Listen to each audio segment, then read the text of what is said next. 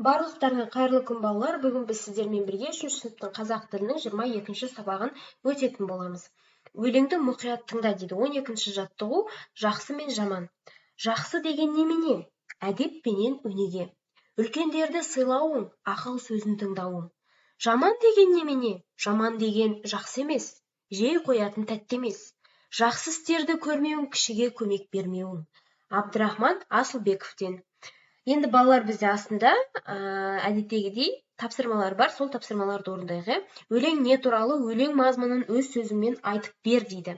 Жақсы мен жаман қылықтар туралы топта талқыла. Талқылау барысында қыстырма сөздерді пайдалан. Үлгі тұр, сол үлгі бойынша жазатын боламыз. Меніңше, үлкендерді сыйлау жақсы қасиет деген сияқты ары қарай жалғастырып әкетеміз.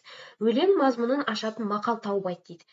Бірінші, өлең не туралы, жалпы өлең жақсы мен жаман туралы екен, Келесі, жақсы мен жаман қылықтар туралы топта талқыла деп тұр.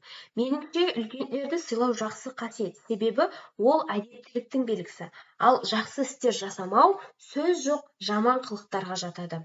Бұл жерде бізде қыстырма сөз жоқ сөзі, Өлең мазмұнын ашатын мақал тауып айт дейді. Жақсы көргенін мақтап жүрер, жаман көргенін даттап жүрер. Яғни, осы мақал менің ойымша өлеңнің мазмұнын ашатын сияқты. Келесі 13-ші жаттығу мақалды жатқа жаз. Жақсы сөз сүйіндіреді, жаман сөз күйіндіреді. Яғни, осыны жаттап алып мақалды дәптерімізге жазамыз. Келесі 14-ші жаттығу сөйлемдерге тиісті тыныс белгіні қойып көшіріп жаз. Яғни, осы жерде бізде 3 сөйлем берілген екен, соның, яғни қыстырма сөз берілген ғой, сол қыстырма сөздердің қай жерлеріне тыныс белгісін қоямыз, соларды қойып дәптерге жазамыз, Қандай тыныс белгісін қойдың, неліктен? Ойыңды дәлелдеуді үйрен. Бұл қыстырма сөз өйткені деп ары қарай біз не үшін қыстырма сөз екенін дәлелдейтін боламыз, Енді қараңдар балалар, ол шынында да жақсы бала.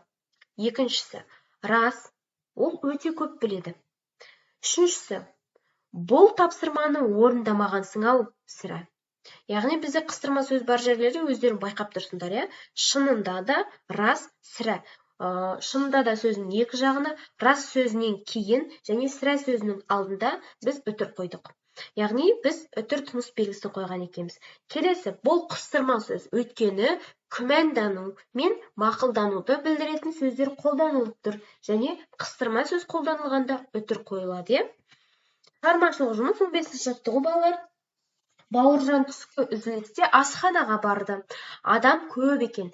Кезекте тұрғандардың арасына теңелеп кіріп кетті. Кезекте тұрғандар реніш білдіріп Бауыржанға жаратпаған кейіп танытты. Бірақ Бауыржан түк естімегендей тұра берді. Бауыржанның орнында сен болсаң, не істер едің? Балалар, бұл жерде енді өздерінің ойларыңа қарай жазасыңдар, Мен Бауыржанның орнында болсам, өз кезегімді күтер едім. Себебі менің алдымдағы адамдар да мен сияқты кезектерін күтіп тұр. Бір-бірімізге сыйластықпен қарау керекпіз. Сондықтан олай жасамас едім. Балалар, осымен бізде бүгінгі сабағымыз аяқталды. Келесі кездескенше сау болыңдар.